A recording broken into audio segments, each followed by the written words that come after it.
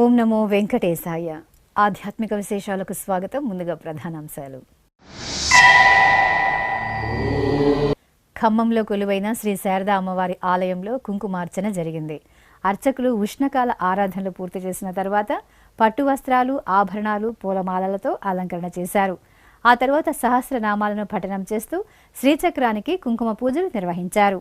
అనంతరం అమ్మవారికి భక్తులు ఉంజల సేవను నిర్వహించి హారతులను సమర్పించారు.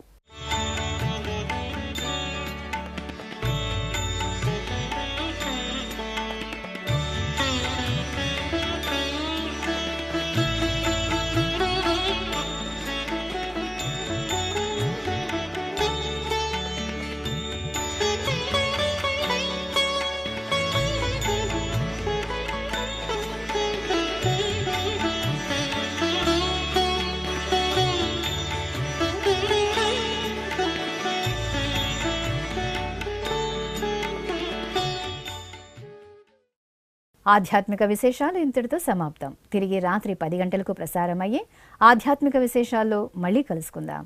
ఓం నమో వెంకటేశాయ.